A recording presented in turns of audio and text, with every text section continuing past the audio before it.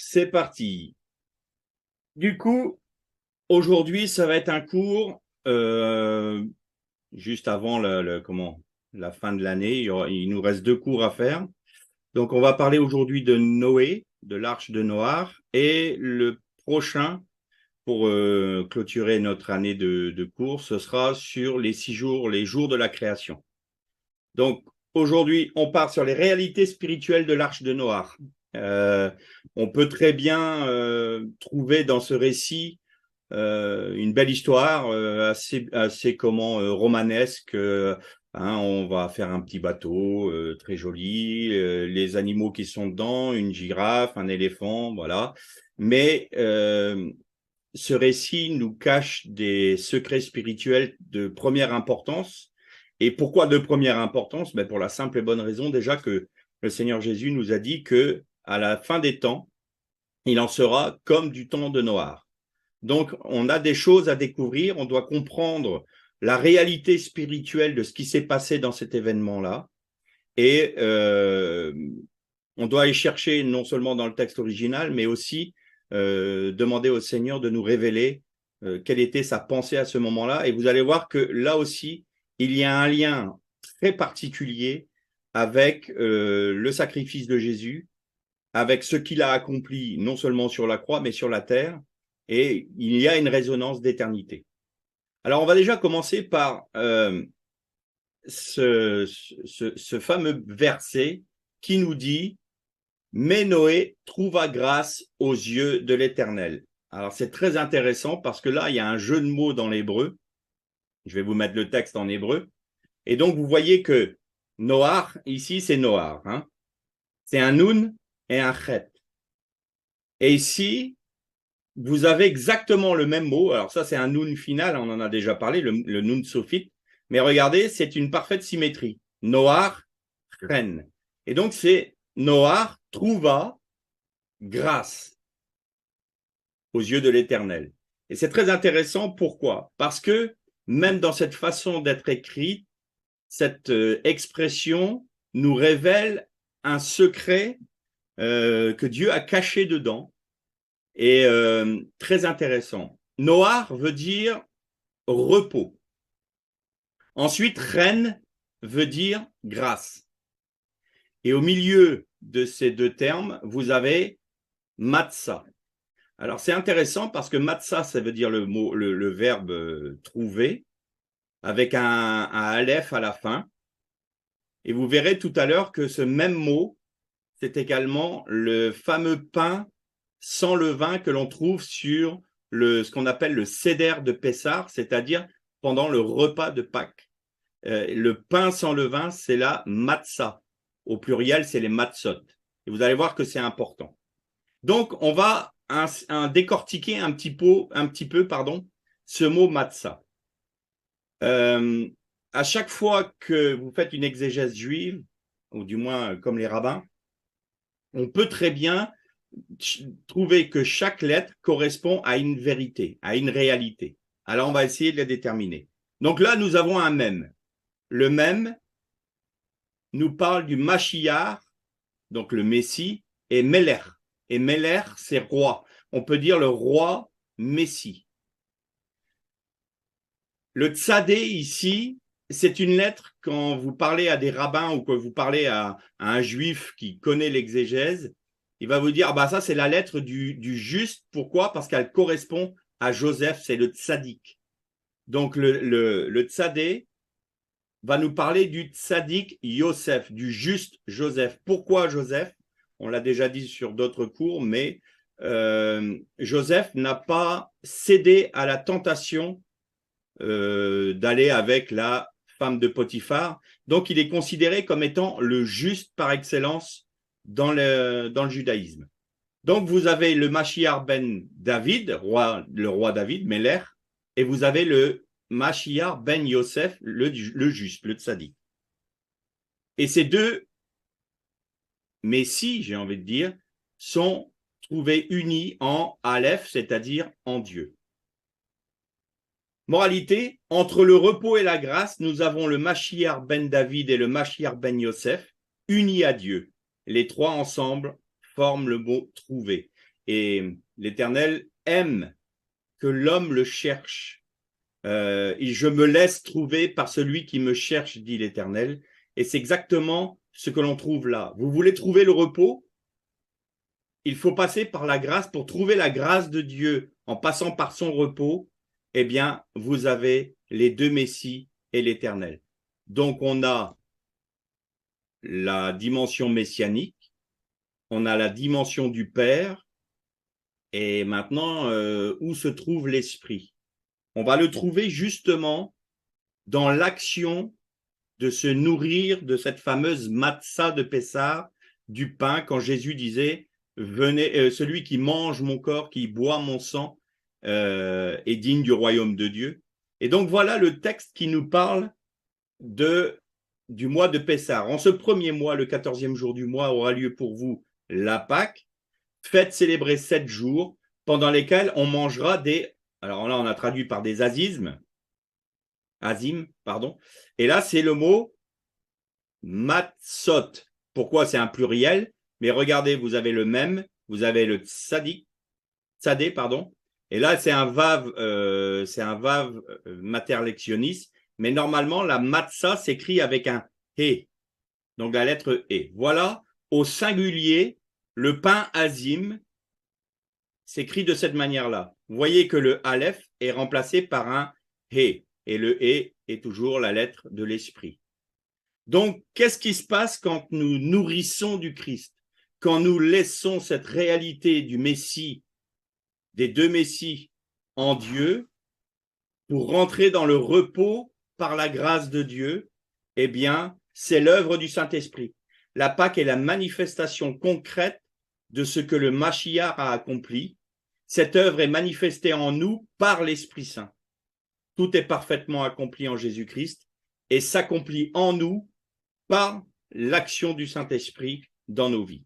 Donc, on retrouve les trois dimensions des Messies, du Père, et quand on mange le pain de Pessah, on se nourrit de l'œuvre du Christ, on se nourrit du Christ, et ainsi, on est par l'Esprit transformé à l'image du Christ par son action. Et donc, du coup, évidemment, on retrouve un lien direct entre cette expression Noach matzachen, c'est-à-dire Noé trouva grâce aux yeux de l'Éternel, dans le fait même de, spirituellement, j'entends, se nourrir du Christ, c'est-à-dire se nourrir de la parole de Dieu. Ensuite, nous avons donc le texte de la création de l'arche en elle-même.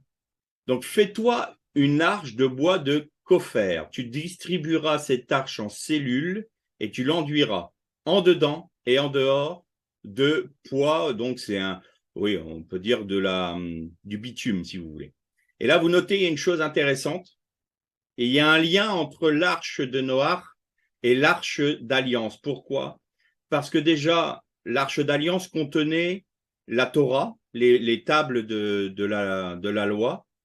Elle contenait la sacrificature, puisqu'il y avait le bâton d'Aaron, et elle contenait la manne qui avait été distribuée au peuple d'Israël dans le désert. Et donc, on retrouve aussi dans cette arche-là cette nourriture, cette matzah, faite avec de la nourriture spirituelle.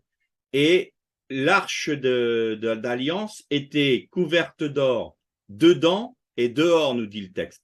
Et nous avons exactement la même expression pour ce qu'on appelle la teva. Donc ça, c'est le mot arche en hébreu pour l'arche de Noach. C'est une teva. Il devait l'enduire à l'intérieur et à l'extérieur. Pourquoi est-ce que c'est important?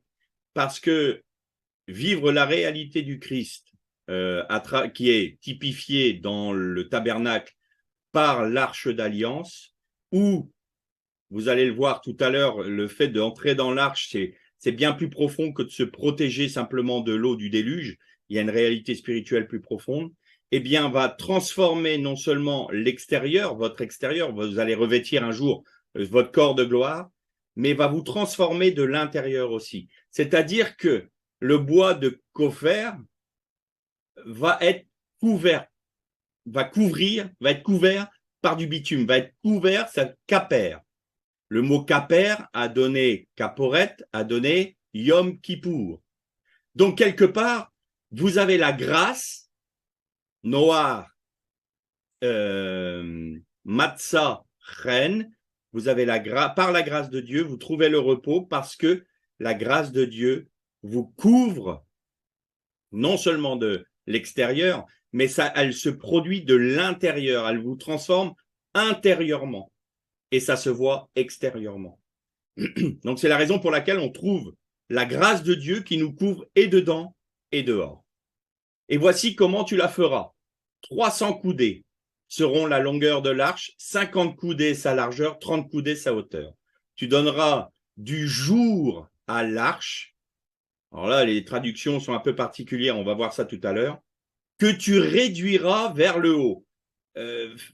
Fondamentalement, oui, ça fait français, on peut le comprendre, mais tu donneras du jour à l'arche que tu réduiras vers le haut à la largeur d'une coudée. Bon, tu placeras la porte de l'arche sur le côté, tu la composeras d'une charpente inférieure, d'une seconde et d'une troisième. Donc, on va essayer de décortiquer un peu ça. Donc, vous avez ici le terme Tevat. Vous voyez, vous avez... Alors, moi, ici, j'ai une fenêtre qui s'est ouverte et voilà. Bon, c'est pas grave. Donc, le mot Tevat et vous avez le mot Kaper ici, qui nous parle de couvrir comme on couvre une faute, comme le jour où on couvre le péché, Yom Kippour. Donc, on retrouve ces réalités-là. La première fois où on rencontre le mot arche, Tevat ici, c'est la seule et unique fois qui, dans la Torah, elle est écrite de cette manière-là. Vous avez un tav, un beit et un tav. Et normalement, teva, c'est avec un he. Pourquoi est-ce que c'est important? Parce que vous avez le tav, vous savez que c'est le sceau de Dieu, c'est la marque de Dieu. Tav veut dire en hébreu marque. Et vous avez le bet ici. Alors, à quoi correspond le bet? La Torah commence par la lettre bet.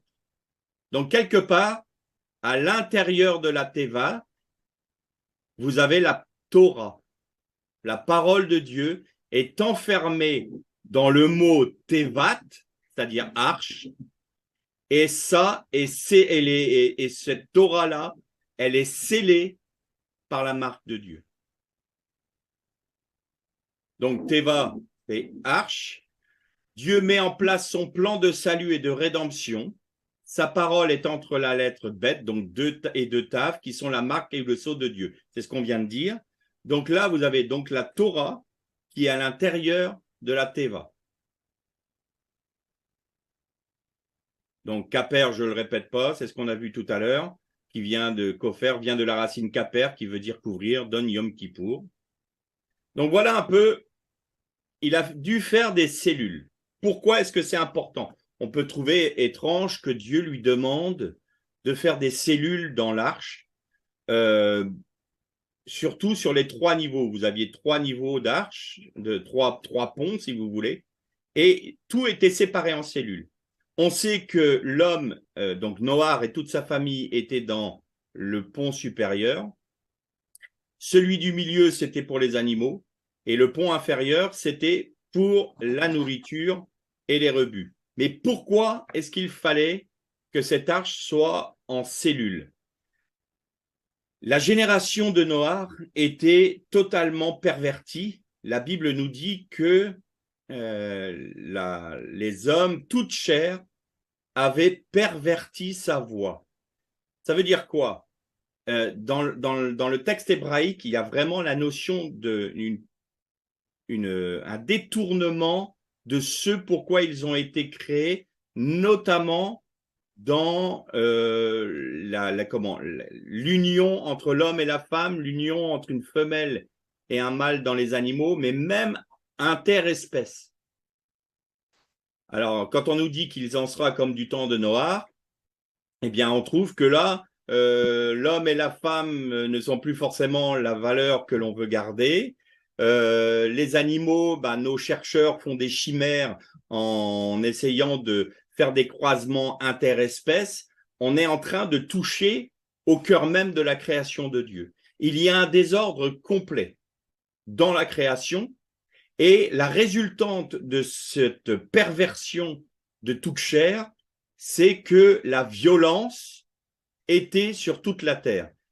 Juste pour vous expliquer un peu ce que veut dire violence, le terme en hébreu, c'est Hamas. Toute ressemblance avec l'actualité serait juste fortuite, il paraît, mais ils n'ont pas choisi ce nom pour rien. Donc Hamas, ça veut dire violence. Alors, qu'est-ce qui s'est passé? Dieu avait établi une création selon un modèle très ordonné. Il y avait de l'harmonie, de l'ordre, il y avait quelque chose qui était fluide dans la création. Et par le péché, l'homme est arrivé à apporter un désordre, un tohu-bohu. On est revenu à quelque chose de comme avant que Dieu ne fasse sa création, c'est-à-dire qu'il ne le remette de l'ordre. Donc on retrouve au premier jour, avant le premier jour de la création, le tohu vavohu et la violence sur la terre. La teva, c'est quoi? La teva, l'arche, c'est la parole de Dieu. Et on va le voir tout à l'heure, on va l'exprimer. Et donc, c'est un monde, c'est un petit monde dans le monde, l'arche. La famille de Noach est un reste de l'humanité. Les animaux qui sont dans la Teva sont un reste du monde animal et ils représentent une dîme, un reste de Dieu pour établir un modèle selon le cœur de Dieu dans un monde qui est sorti totalement de la pensée de Dieu. Donc Dieu lui dit, tu feras des cellules. Pourquoi des cellules? Parce que dans ce monde qui va être régi, vous allez le voir, par l'Esprit de Dieu et par la pensée de Dieu, il faut que Noach remette de l'ordre dans ce monde-là. On retrouve cette même pensée avec Israël. Pourquoi il y a un peuple qui est un peuple parmi les peuples, qui doit lui respecter les mitzvot, qui doit lui respecter la loi noachique? Pourquoi? Simplement parce qu'ils vivent selon l'ordre de Dieu dans un monde de désordre. Les nations sont vouées à l'idolâtrie et Israël doit être un exemple, devrait être un exemple pour toutes les nations d'un monde, d'une société qui fonctionne selon la pensée de Dieu et l'Esprit de Dieu. Et donc, c'est ce que Dieu dit à Noach, tu feras des cellules de manière à ce qu'il n'y ait plus de mélange, plus de désordre et de confusion parmi les animaux, mais également parmi les hommes, parce que vous ne devez pas avoir de l'impureté conjugale. Donc, chaque famille est dans sa cellule, on remet de l'ordre, les couples, et tout se fait selon le cœur de Dieu. Voilà pourquoi il a été demandé à Noach de faire des cellules. C'est pour retrouver un ordre initial. Donc, la Teva avait 3 ponts. Elle faisait 30 coudées de hauteur, 50 coudées de largeur, 300 de long. Alors maintenant, on va essayer de voir si dans les mesures, les dimensions, il n'y a pas un secret qui s'y cache. Donc, je vous ai bien dit que la Teva, c'était la parole de Dieu, puisque elle s'écrit avec 2 taves et vous avez le bet du première lettre de la Torah à l'intérieur. Donc, regardez ici, je vous ai mis le tétragramme avec ses valeurs numériques. Si vous multipliez le tétragramme qui se dit, alors là, vous avez la forme écrite, et ici, vous avez la forme vocale, la vocalisation du tétragramme. On dit Adonai. Donc, prenons les valeurs numériques de chaque lettre multipliées par la valeur numérique de chaque lettre d'Adonai, donc tétragramme multiplié par Adonai. Vous avez 10 fois 1, 10, 5 fois 4, 20, 6 fois 50, vous avez 300, et 5 fois 10, vous avez 30. Vous retrouvez donc les 30 pour la hauteur, 300 pour la longueur, et vous allez me dire, j'ai fait une erreur, c'est 50 ici. J'ai fait une erreur. Donc là, je corrigerai sur le PDF. C'est 50 parce que 5 fois 10, oui, c'est pas 30. Hein. Donc 50 ici, vous retrouvez la largeur, et vous avez 10 et 20 qui nous donnent 30. Pourquoi? Parce que vous avez l'étage pour l'humanité et vous avez les 2 étages pour le monde végétal et pour le monde animal. Vous retrouvez donc dans les dimensions mêmes de la Teva le nom de Dieu, le tétragramme qui correspond à la compassion de Dieu, à la miséricorde de Dieu, la chesed, et vous avez le mot Seigneur, notre Seigneur, Adonai, qui est exprimé dans les dimensions mêmes de la Teva. Vous allez voir que c'est important parce qu'il y a un lien notamment avec le temple. Donc on garde donc ça. Tu donneras du jour à l'arche que tu réduiras vers le haut. Donc là, Noach devait faire réduire le toit de l'arche pour faire un jour, si vous voulez. Mais on va essayer de voir, avant cela, de parler de cela, si avec les dimensions, il n'y a pas une autre réalité. On va prendre chaque lettre. Voilà, ici, que je retrouve mon pointeur, voilà. Chaque dimension, chaque chiffre ici, chaque nombre, correspond à une lettre dans l'alphabet hébraïque. Le 30 correspond au Lamed, le 300 correspond au Shin et le 50 correspond au Nun. Avec cela, on trouve un mot. C'est le mot Lachon. Lachon, c'est la langue. Donc, on voit bien que dans les dimensions de la Teva, dans le mot même de Teva, vous avez non seulement la parole, mais vous avez également le nom de Dieu dans la miséricorde et la seigneurie de Dieu. Et en plus, vous avez l'expression de cette parole, la langue. Donc, tout nous ramène à la parole de Dieu qui exprime quelque chose, qui veut donner à l'homme sa pensée, se révéler à l'homme.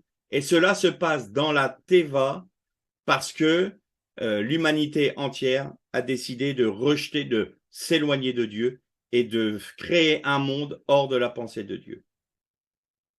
Et on va aller un peu plus loin. Donc, tu travailleras à ce que la lumière du midi. Voilà, là, vous avez une traduction un peu plus, je dirais, un peu plus juste. Tu travailleras à ce que la lumière du midi, qui prend sa source dans la matrice d'en haut, entre dans l'arche. Alors, vous avez le premier mot ici, qui a été traduit par Louis II par fenêtre. Tu feras une ouverture ou tu feras une fenêtre dans la Teva. Or, c'est le mot tsour que vous voyez ici. Et ce mot-là a pour racine or. Or, c'est lumière en hébreu. Donc, tsour, c'est la lumière du midi. C'est vraiment le soleil à son zénith. Donc, tu vas travailler à faire en sorte que cette lumière-là rentre dans la Teva. Maintenant, on va paraphraser. Dieu demande à Noach de faire en sorte que la lumière du Messie éclaire la parole. Et comme elle prend sa source dans la matrice d'en haut, c'est-à-dire dans les eaux d'en haut, tu travailleras à ce que par l'esprit, la réalité, la lumière du Messie éclaire la parole dans laquelle je te place, toi et ta famille. Et en te plaçant à l'intérieur de ma parole, par l'esprit, et éclairé par l'œuvre du Christ et par ce qui est Christ, alors tu seras délivré du jugement. Et c'est ça le secret de l'arche de Noé. C'est que Dieu place Noé et sa famille dans sa parole, éclairés par la lumière du Messie qui s'accomplit par la puissance du Saint-Esprit. Et à ce moment-là, ils sont délivrés du jugement qui vient sur l'humanité. Donc, Tsoar vient de la racine Tsahar, qui veut dire presser des olives aussi. Alors là, c'est étinceler, extraire de l'huile. On peut aussi trouver dans le terme tsour, que je vous ai dit tout à l'heure, là-bas, ici, parce que je ne vois pas bien, moi, ouais, ça doit être ici, hein, voilà. Parce que du coup, moi, j'ai une fenêtre ici qui s'est ouverte sur mon ordinateur. Donc, Tsoar vient de la racine Tsahar, donc c'est pressé. On retrouve également la lumière du midi, mais aussi la lumière qui vient du broyage de l'olive. Et donc, extraire de l'huile de l'olive, c'est quoi? C'est l'onction messianique. Donc, c'est bien la lumière du Messie dont il est parlé. Donc, Kala, ici, on va retrouver, c'est une racine primaire qui vient également, qui veut dire accomplir et être complet. Donc, dans cette expression que Dieu donne à Noé, c'est tu travailleras à, il y a faire rentrer la lumière du midi, faire rentrer la lumière du Christ, et c'est une œuvre qui va être complète, accomplie. Mala vient de la racine mal. Mala, c'est ici, qu'on le retrouve ici, donc en haut, vers le haut, qui est la partie supérieure. C'est donc mal. Vous avez ce mot-là est exprimé quand vous savez les offrandes d'élévation, vous savez, dans le sacerdoce. Et donc, c'est ce mot-là, mal, qui a donné holocauste, holla. Ça donne holla, holocauste. Et maintenant, je vous disais que tout à l'heure qu'on avait un lien direct avec le temple. Pourquoi? Parce que dans la Torah, il y a seulement deux bâtiments, deux éléments qui ont des dimensions. Vous avez Ézéchiel qui prend les dimensions du temple. Vous avez, il va mesurer chaque partie du temple. Et il y a, quand Salomon a construit le temple de Jérusalem, le premier temple, voici ce que dit le Seigneur. Voici les dimensions adoptées par Shlomo comme base de la construction de la maison de Dieu. La longueur en coudée de l'ancienne mesure. Qu'est-ce que l'ancienne mesure? Si ce n'est les dimensions que Dieu a données à Noé pour la construction de l'arche. C'est-à-dire que la coudée qui servait pour créer l'arche était la dimension, la longueur ou l'étalon de référence pour construire le temple. Pourquoi? Parce que la Teva a cette dimension d'être le temple pour l'humanité. Pourquoi? Parce que justement, la Teva renferme en elle-même le nom du Messie, Adonai, le tétragramme, c'est-à-dire le chesed. Vous avez la parole de Dieu, vous avez l'Esprit de Dieu qui éclaire par la lumière du Messie la parole de Dieu, et vous retrouvez exactement ce pourquoi était construit le temple. Le temple était construit pour recevoir ce qu'on appelle la kavod de Dieu. Alors, la kavod, on l'a traduit par la gloire de Dieu, mais ça exprime aussi une certaine lourdeur, un poids. Kavod, c'est un poids qui est lourd. Et vous avez cette expression qui est dit, vous savez, quand vous avez la main qui est écrite sur le mur du roi de Babylone et qui lui dit mesurez, mesurez, tu as été trouvé trop léger. Pesez, pesez, tu as été trouvé trop léger. C'est-à-dire que la kavod de Dieu, c'est le poids complet de ce qui est Dieu. Sa parole, son Messie, son esprit donne un poids. Et c'est ce qu'on appelle la gloire de Dieu, la kavod. Et quand on n'est pas rempli de la gloire de Dieu, quand on n'est pas dans l'arche, quand on n'est pas dans le temple, quand on ne vit pas la réalité de la teva, quand on ne vit pas la réalité du temple de Jérusalem, eh bien, nous sommes trouvés légers parce que nous sortons de la dimension de kavod, de poids, de gloire de Dieu. Donc, l'ancienne dimension, l'ancienne mesure, c'est bien la mesure de la Teva, de l'arche de Noé. Il n'y en a pas d'autre. C'est le seul élément qui était mesuré.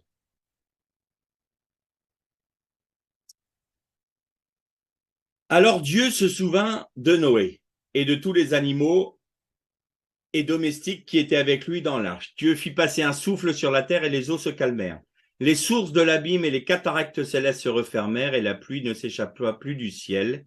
Les eaux se retirèrent de dessus la terre, se retirèrent par degrés, ça c'est important aussi, et elles avaient commencé à diminuer au bout de 150 jours.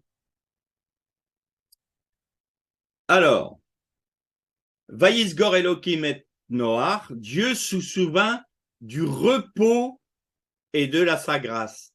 Pourquoi? Parce que Noach, comme on a vu tout à l'heure, le nom de Noach, Nun, Chet, et son mot miroir nous donne grâce, Chet, Nun. Donc Dieu se souvint quand il est marqué Vayisgor Elohim et Noach, Dieu se souvint de qui, de quoi en fait? Eh bien de sa grâce et de son repos. Il se souvint que il fait grâce à l'humanité, de cette humanité qui est à l'intérieur de la Teva. Cette humanité qui est dans sa parole, cette humanité qui est éclairée par la lumière du Messie, qui puise sa source par l'Esprit de Dieu, par cette langue, c'est-à-dire cette proclamation de la parole de Dieu, cette obéissance à la parole de Dieu. Et Dieu se souvint de sa grâce. Je fais grâce. L'Esprit de Dieu souffla sur la terre. À nouveau, là, on va retrouver une réinitialisation de la création à ce moment-là. Pourquoi? Parce que, vous savez, dans le premier verset de la Torah, il est écrit « Et l'Esprit de Dieu planait à la surface des eaux ». Là, Dieu, qu'est-ce qu'il dit? La Ruach ala haaretz, l'Esprit de Dieu souffla sur la terre pour chasser le jugement, j'ai envie de dire. Et les sources de l'abîme et les écluses, donc, se fermèrent. Mayenot, Théom, Varuvot. Donc ça, c'est vraiment l'abîme, Théom ici. Mais les écluses, on peut le traduire par d'énormes cheminées, des ouvertures complètes. On pourrait se dire que ça n'a pas été une pluie comme nous on l'entend. C'était vraiment comme, vous savez, quand on chasse, on laisse se purger un barrage. Vous voyez les trombes d'eau qui s'échappent jusqu'à je ne sais combien de centaines de mètres. Eh bien, c'était de cet ordre-là. Vous avez des cheminées des écluses des cieux qui se sont ouvertes et c'était des trombes d'eau qui sont tombées sur la terre à ce moment-là. Ce n'était pas une simple pluie toute fine ou même la pluie qu'on connaît nous en Bretagne. Les eaux partirent de la terre et se retirèrent dans un va-et-vient. Il y avait un mouvement quand l'eau s'est retirée de la terre. Elle ne s'est pas retirée comme ça d'un coup, elle n'a pas été bue par la terre.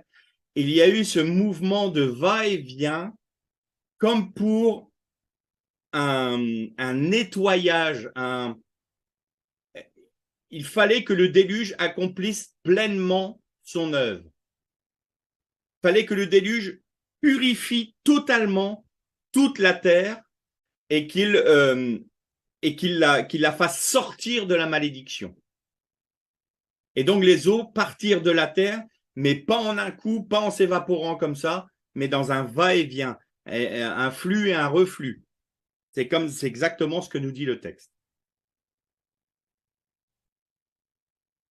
Au bout de 40 jours, pourquoi est-ce que c'est important de parler de 40 jours? 40 dans la Torah est toujours, ou dans toute la Bible même, est toujours synonyme d'un temps d'épreuve, un temps d'épreuve et de jugement. Vous avez Jésus qui a été 40 jours et 40 nuits dans le désert. Il y a le peuple d'Israël qui a dû repartir 40 ans dans le désert. C'était un jugement, une épreuve Et là, vous aviez donc au bout du déluge, 40 jours. Au bout de 40 jours, Noach, qu'est-ce qu'il fait? Il ouvre une fenêtre. Vous avez remarqué tout à l'heure, on avait le mot tsoar qui pouvait donner sourd. Et là, c'était traduit par Louis II par tu feras une ouverture ou tu feras une fenêtre. Mais fenêtre en hébreu, c'est chalon. Vous voyez, c'est pas du tout le même mot. Là, vous avez le mot fenêtre. En hébreu, c'est chalon. Donc, qu'est-ce qu'il fait? Il ouvre la fenêtre et il lâche le corbeau. Le corbeau, il part, allant et revenant jusqu'à ce que les eaux eussent laissé la terre à sec. Pourquoi c'est important d'abord le corbeau? Le corbeau est un animal impur dans la Torah. Pourquoi? Parce que c'est un animal qui se nourrit de la mort. C'est un charognard. Et donc le corbeau est chassé de la Teva. Vous avez remarqué que Noach ne permet pas au corbeau de revenir dans la Teva.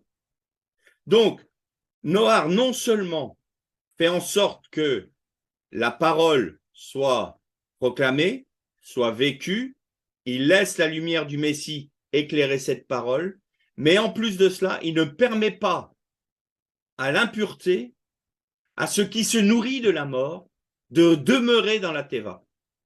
Il la chasse de la Teva, la chasse de l'arche, et ne lui permet pas de revenir. Donc le corbeau essaye toujours de revenir dans la Teva, mais Noach ne lui permet pas. Ensuite, puis il lâcha la colombe pour voir si les eaux avaient baissé sur le sol. Mais la colombe ne trouva pas de point d'appui pour la plante de ses pieds, et elle revint vers lui dans l'arche parce que l'eau couvrait encore la surface de la terre.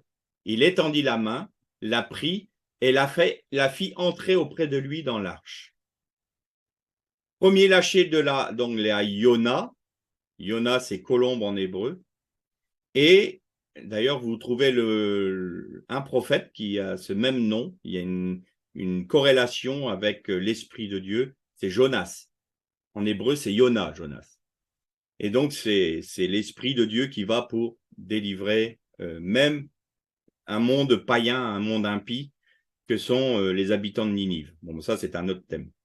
Donc, la Yona, l'Esprit de Dieu, à nouveau, survole, virevolte au-dessus de la surface des eaux. Elle cherche un endroit où se poser. C'est-à-dire que nous retrouvons, le premier verset, nous retrouvons le début de la Torah, c'est-à-dire on revient au commencement, on réinitialise la création. Dieu fait une œuvre de réinitialisation. Et ça, c'est important parce que Jésus, comme il a dit que c'était comme du temps de Noach que seraient les derniers jours, il faut savoir qu'au moment du sacrifice de Jésus, il y a eu cette réinitialisation aussi, et elle va prendre son total accomplissement au moment où il viendra nous chercher. Donc, on retrouve cet esprit de Dieu qui virevolte à la surface des eaux. Il nous est dit ensuite que il attendit encore 7 jours. 7, c'est important parce que ça nous parle d'une plénitude. Donc, il attend la plénitude d'un temps. Et il lâche à nouveau la Yona. Et ce coup-là, la Yona revient avec un salé, allé plutôt, tzit achaf. Tachaf, pardon. Ça, c'est important. Elle revient avec dans son bec une feuille d'olivier fraîche. Alors, la traduction n'est pas très, très juste. C'est feuille ou rameau d'olivier. Allé vient de Allah, qui veut dire élevé, d'accord? Zaïd veut dire olivier. Ici, là, Zaïd. Mais aussi, il nous parle du mont des oliviers. On le traduit comme ça. Zaïd, ça peut être soit l'olive, un olivier, donc c'est Etz Zaïd, ou alors on parle du mont des oliviers, de la montagne des oliviers. Et Taraf veut dire déchirer, arracher, briser. Qu'est-ce que ramène la Yona à ce moment-là? Elle ramène une promesse. La promesse messianique.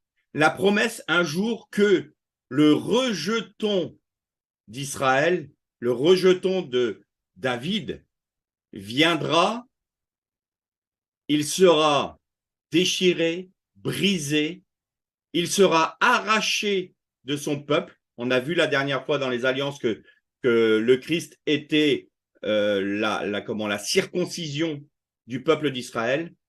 Il sera en quelque sorte mis en pièces parce qu'il aura été frappé.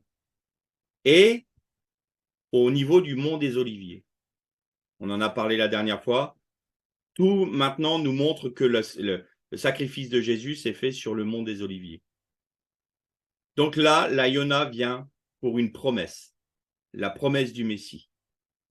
Ensuite, elle revint vers lui, donc tenant dans son bec. Noé jugea que les eaux avaient baissé sur la terre, ayant attendu 7 autres jours encore, donc encore la plénitude d'un temps.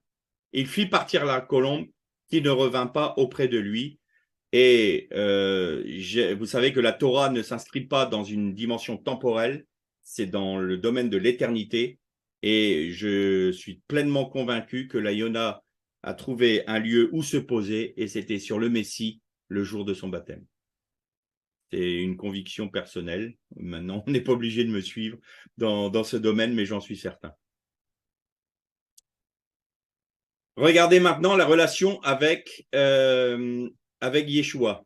Depuis la 6e heure jusqu'à la 9e heure, il y eut des ténèbres sur toute la terre. Là, on retrouve la réinitialisation de la création au moment où Jésus donne sa vie.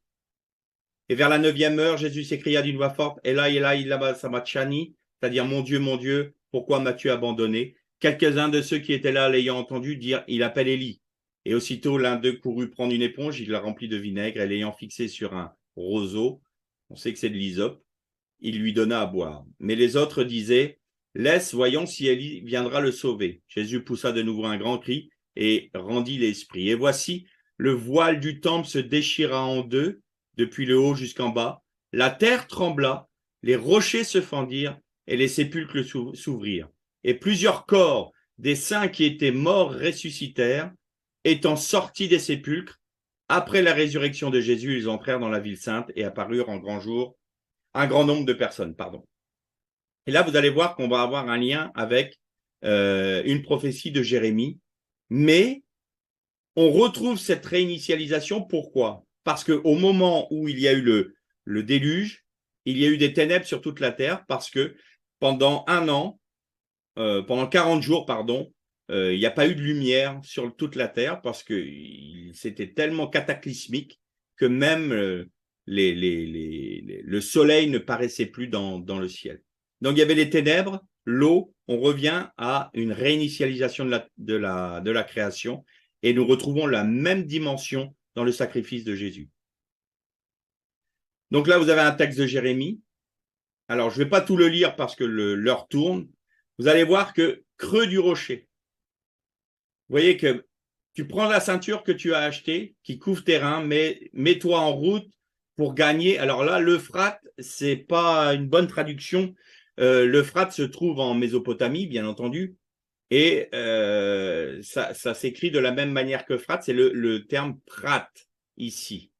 Et Prat, c'est un fleuve, enfin c'est un cours d'eau plutôt, qui se trouve en Israël.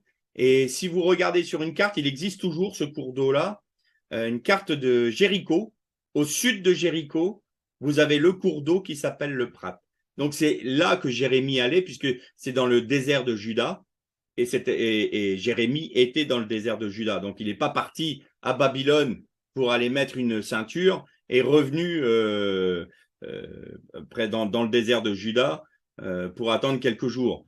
Il n'y avait pas encore l'avion à l'époque. Vous imaginez le voyage que c'était. Donc, ce n'est pas l'Euphrate, mais bien le Prat en Israël. Et donc, qu'est-ce qu'il fait? Donc, c'est une ceinture de lin. Ça nous parle de la sacrificature. Dans le creux d'un rocher, ça veut dire que la sacrificature d'Israël devait être le symbole, j'ai envie de dire, mais plus que ça, c'est la réalité concrète que tout le peuple d'Israël était dans le creux du rocher, c'est-à-dire l'Éternel.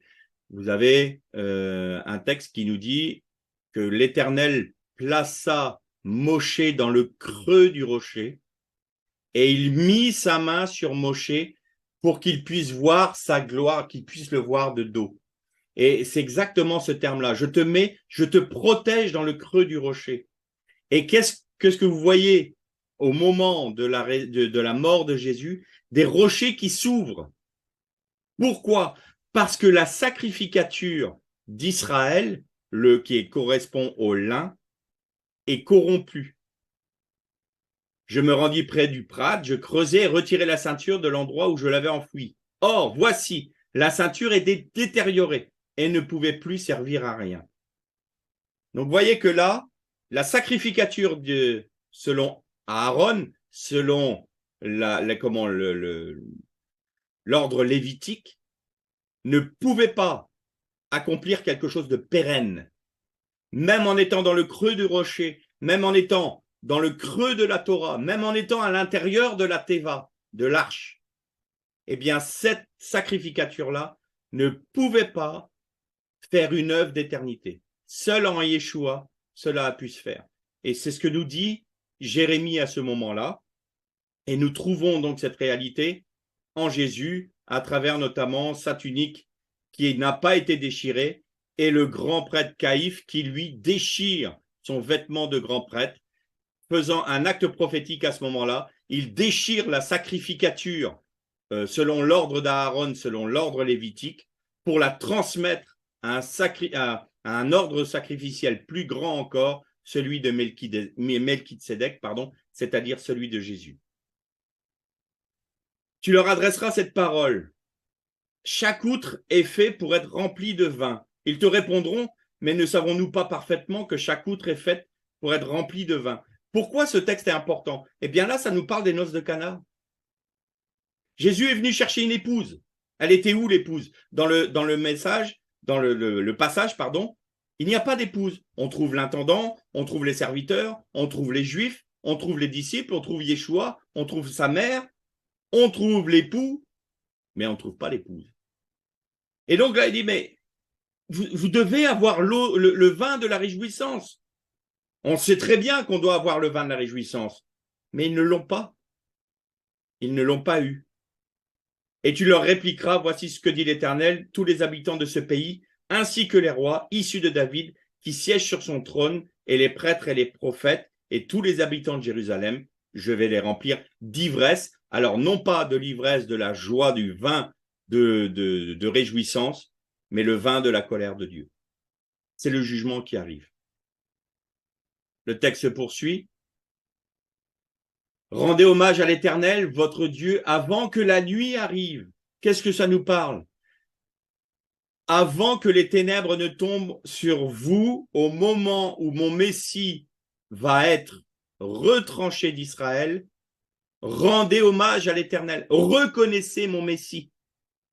Parce que la nuit va arriver. Qu'est-ce que ça symbolise? Les ténèbres sont arrivées sur la terre au moment où Yeshua est mort. Il a donné sa vie. Il y a deux choses qui se sont passées. Une réinitialisation de la création. Les morts sont ressuscités, cela voulait dire qu'il était bien le Messie, puisque des morts sont ressuscités. C'est un des signes pour être reconnu comme Messie en Israël. Il faut ressusciter les morts et construire le temple. Ça, c'est ce que fera le Messie. Ben David. Hein.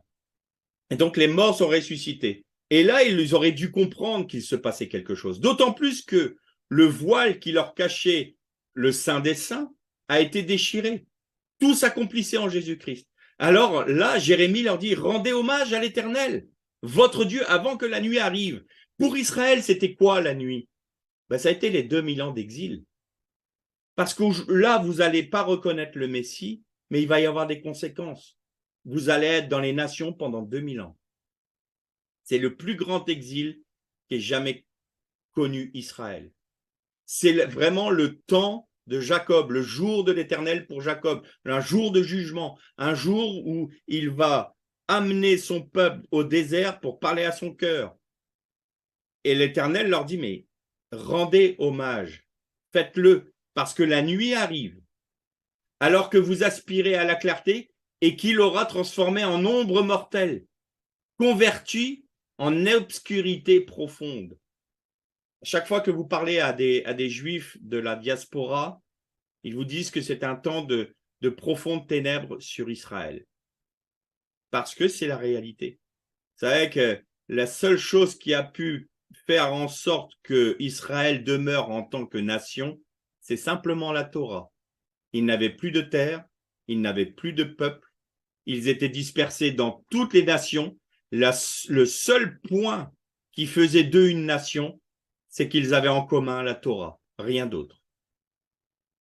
Mais si vous n'écoutez pas ceci, mon âme en secret pleurera sur cette arrogance, et mes yeux seront inondés et se répandront en larmes, puisque le troupeau de l'Éternel aura été capturé. Là, on nous parle bien de l'exil. Les villes du Midi auront été fermées et personne ne les rouvre. Tout Juda a été emmené en exil. Son exil est complet. Israël n'existait plus. Il n'y avait plus de nation d'Israël. Donc tout cela, on le trouve dans le sacrifice de Jésus. Alors ça nous amène à quoi? Il en sera comme du temps de Noach. Jésus avait dit à ses disciples, lorsque vous verrez Jérusalem investie par les armées, sachez alors que la désolation est proche, alors que ceux qui sont en Judée fuient dans les montagnes, que ceux qui seront au milieu de Jérusalem en sortent, et que ceux qui sont dans les champs n'entrent pas dans la ville, car ce seront des jours de vengeance pour l'accomplissement de tout ce qui est écrit. Donc là, on est vraiment dans ce qu'a dit Jérémie, dans ce qu'a dit tous les prophètes. Voilà ce qui va s'accomplir. Et cette parole s'est accomplie en l'an 70, quand les légions romaines sont venues encercler, entourer la ville sainte de Jérusalem. Vous avez donc deux légions romaines au nord-ouest, une légion romaine au sud-ouest et la 10e légion qui était sur le mont des Oliviers à l'est. Donc quand vous verrez les troupes des armées investir Jérusalem, vous saurez que le temps est proche. Malheur aux femmes qui seront enceintes et à celles qui allaiteront à ce jour-là, car il y aura une grande détresse dans le pays et la colère contre le peuple. Ils tomberont sous le tranchant de l'épée, ils seront emmenés captifs parmi toutes les nations. C'est tout ce qui s'est passé en l'an 70. Et Jérusalem sera foulée aux pieds par les nations jusqu'à ce que le temps des nations soit accompli. Ça, c'est important. Pourquoi? Parce que vous remarquez que quand Dieu parle de Jérusalem, Dieu parle tout particulièrement du mont du Temple. C'est Moria. C'est là où il y a eu la Hakeda, c'est-à-dire la ligature d'Yitzhak. Vous remarquez que Jérusalem a été libérée en 67, Israël a retrouvé une nation et une terre en 1948, mais vous remarquez que le mont du Temple est toujours foulé par les nations. Ça a commencé par les Romains qui ont bâti à l'emplacement du temple un temple à Jupiter Capitolin. Ensuite, les croisés ont construit une basilique. Et aujourd'hui, c'est l'islam qui a construit le fameux dôme du rocher et la mosquée d'Al-Aqsa. Donc, vous voyez que cette dimension, enfin, cette parole, jusqu'à ce que le temps des nations soit accompli, c'est ça qui ne s'est pas encore réalisé.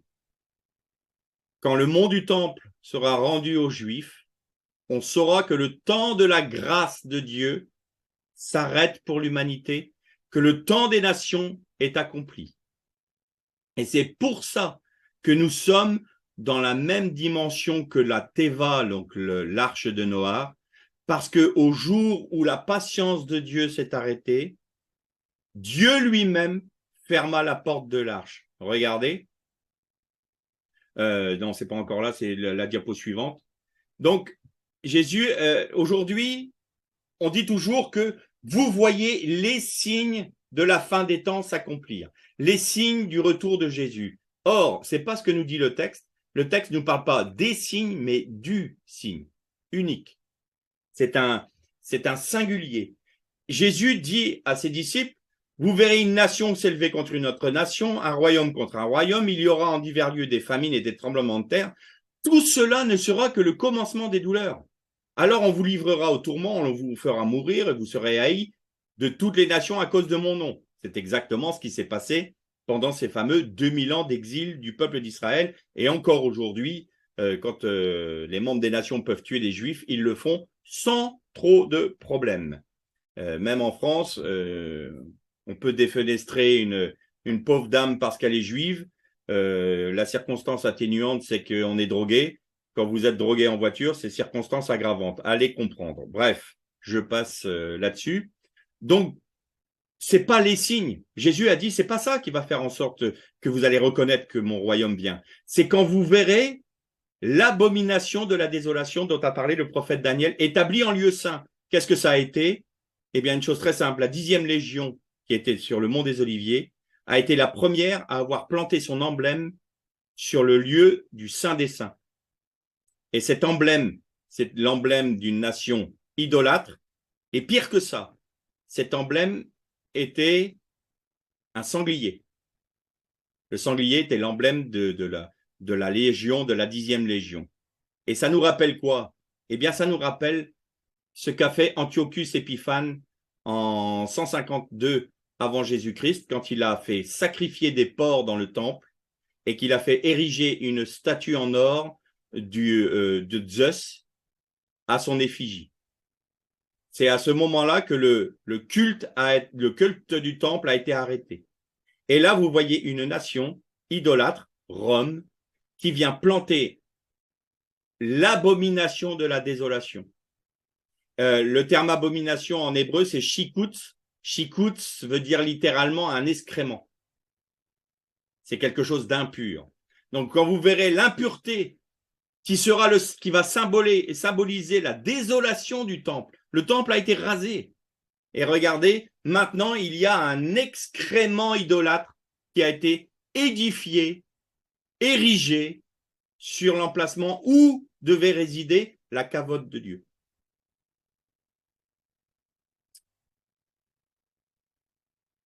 Donc là, vous allez, je vais pas m'attarder là-dessus. Vous avez ici donc les 3 termes où il est parlé de cette fameuse shikutz, mashmaïm, mashmem plutôt, meshamem plutôt, oh pardon, meshomem, veshikutz, meshomem. Là, vous avez une faute d'hébreu. C'est un pluriel, d'accord, mais il n'y a pas d'article défini devant. Ici, vous avez un article défini. Mais il n'y en a pas ici et vous avez un singulier et un pluriel ici. Vous savez qu'en hébreu, quand vous avez un nom qui est au pluriel, l'adjectif est forcément au pluriel également. Donc là, il y a une faute d'hébreu aussi. Shikut, shomem, pas d'article. Et vous avez, c'est même pas ce qu'on appelle une phrase nominale. Ça n'est rien. Il y a une faute d'hébreu là. Donc vous avez 3 fautes d'hébreu dans le terme de Daniel. Pourquoi? Parce que vous savez que quand il y a une faute d'hébreu, ce n'est pas que le Saint-Esprit ne sait pas écrire en hébreu ni en grec. C'est simplement parce que l'Éternel dit attention, attention, là, il y a un secret à trouver. Quand vous aurez compris ce qu'est cette fameuse excrémente qui donne la désolation, vous comprendrez les signes des temps. Vous comprendrez le signe des temps. Et le signe des temps, c'est vraiment quand la Légion romaine, qui symbolise Rome, est venue planter son emblème sur le lieu saint.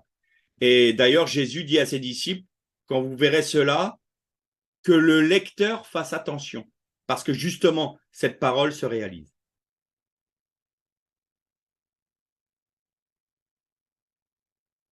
Noach se conformant à tout ce que lui avait ordonné l'Éternel, or il était âgé de 600 ans lorsqu'arriva le déluge, les eaux couvrirent la terre, Noach rentra avec ses fils, sa femme, les épouses et ses fils dans l'arche pour se garantir des eaux du déluge, des quadrupèdes purs de ceux qui ne le sont point, des oiseaux et de tous ceux qui rampent sur le sol. 2 à 2, ils vinrent vers Noach dans l'arche, mâles et femelles, ainsi que Dieu l'avait prescrit à Noach. Au bout de 7 jours, les eaux du déluge étaient sur la terre. C'est-à-dire que Dieu a attendu encore un temps de 7 jours, c'est-à-dire la plénitude d'un temps. Il a laissé la grâce aux hommes de la génération de Noach. Il leur a laissé encore 7 jours supplémentaires. C'est-à-dire il a mis le comble à sa patience, le comble à sa miséricorde, le comble à sa grâce. On pouvait encore rentrer dans l'arche. Il en est de même pour nous aujourd'hui. Le temple n'est pas encore rendu aux Juifs. Le mont du temple est encore appelé improprement esplanade des mosquées, parce que les nations foulent encore ce lieu. Or, le temps de la grâce de Dieu est en train de s'achever. Nous sommes pleinement comme du temps de Noé. Un jour, la porte de la grâce de l'Éternel va se fermer sur les nations, et alors le Messie reviendra. C'est encore aujourd'hui un jour de grâce, mais vous voyez qu'il y a un lien direct entre l'arche de Noé, qui est la parole de Dieu, l'humanité qui reste dans sa parole. Vous notez une chose, Noé a été témoin du jugement de Dieu. Il n'a pas forcément été enlevé ailleurs. Il a été témoin du jugement de Dieu. Aujourd'hui, les chrétiens, ceux qui ont donné leur vie à Christ, vont être témoins des jugements de Dieu. Ils le sont déjà parce qu'ils sont déjà en cours, les jugements de Dieu.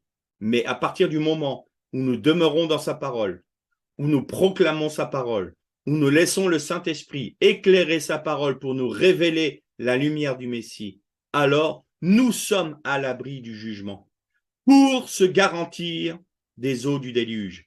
Noé entra avec ses fils, sa femme et les épouses de ses fils dans l'arche pour se garantir du jugement de Dieu. Demeurons dans la parole. Demandons au Seigneur de nous la révéler, de nous montrer quelle est sa pensée, de nous révéler qui est Christ. Parce que si nous connaissons Christ, nous connaissons le Père. Nous voyons que l'humanité a été réinitialisée du temps de Noé, mais elle l'a été également en type au moment où le Messie a donné sa vie. Le temps des nations est en train de s'achever. La porte de l'arche de la grâce des nations va bientôt se fermer. C'est encore un jour de grâce pour accepter le Christ. Mais vous voyez que la Torah est un ensemble. Ce n'est pas des récits qui sont coupés les uns des autres. Il y a des interactions entre chaque texte. Et chaque texte nous ramène à quoi? À un accomplissement de toutes les réalités que l'on a vues ensemble en Jésus-Christ. Le temple, c'est Christ. L'arche de Noé, c'est Christ. La réinitialisation de la création, c'est Christ. La grâce de Dieu se manifeste en Christ. Le repos de Dieu est en Christ. Tout nous ramène au point central, la croix du Messie. L'apôtre Paul disait, je n'ai pas trouvé utile autre chose que vous prêchez Christ et Christ crucifié. Voilà, on arrive au terme de notre cours. Je vais donc tout arrêter